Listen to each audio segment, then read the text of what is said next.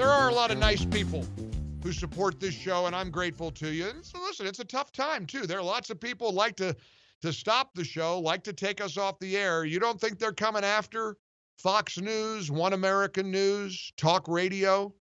I don't even know that I dare think about what Democrats would do legislatively if they could to voices that they disagree with, because we know the left wants to shut down speech they don't like.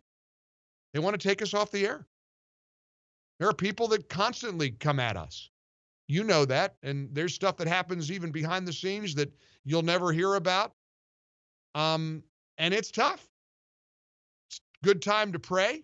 It's a good time to remember the power of prayer. I was praying relentlessly after watching Amy Coney Barrett and her beautiful family at the White House. I thought, I did. I really got emotional thinking that I wonder if these children know what their mommy is going to go through. I'd like to believe it's not going to be like it was with Brett Kavanaugh. I'd like to believe that. It's going to be a battle, I guess. I just don't know what the Democrats' approach will be in trying to stop her and stop this process from occurring. You got constitutional lawyers on Fox News saying the Constitution is stupid, or parts of just because something is constitutional doesn't mean it's not stupid. Big law professor literally said that, Lawrence Tribe, highly respected, who said literally, I'm not saying it's unconstitutional. This is a transcript, incidentally, I'm reading from Lawrence Tribe, Fox News Sunday with Britt Hume in for Chris Wallace. I'm not saying it's unconstitutional to confirm Amy Coney Barrett. It's perfectly constitutional, but a lot of things that are constitutional are stupid. A lot of things that are if you have that jaded a view of the Constitution, well, then you don't care about the Constitution. You don't care about the law. You don't care about anything. You don't care about cops. You don't care about anything. You just gotta advance your agenda at all costs. Professor at Boston University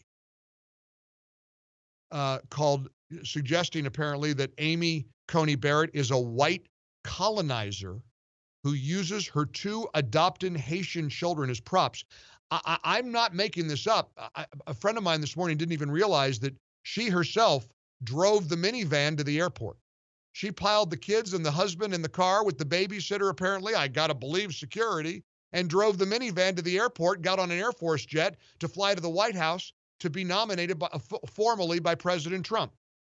And Ibram Kendi, who's a New York Times best-selling author, took to Twitter and tweeted this: some white colonizers, quote, adopted black children, unquote. They civilized these savage, quote, unquote, children in the superior ways, quote, unquote, of white people while using them as props in their lifelong pictures of denial, while cutting the biological parents of these children out of the picture of humanity.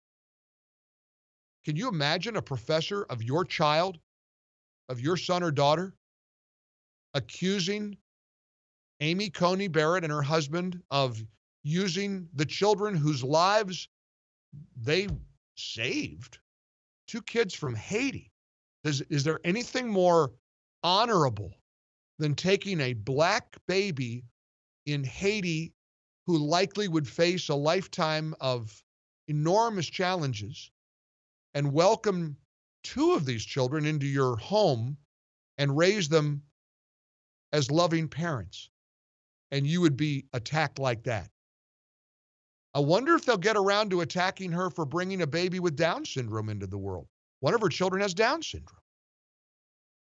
And I suppose if you're on the left, like maybe Ibram X. Kendi's next tweet will be to condemn her decision not to have the baby aborted.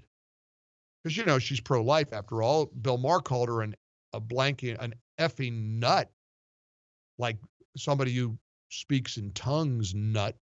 That's Bill Maher's characterization. So we'll see. We'll see if Democrats are going to go down this path. or not? 800-655-Mike.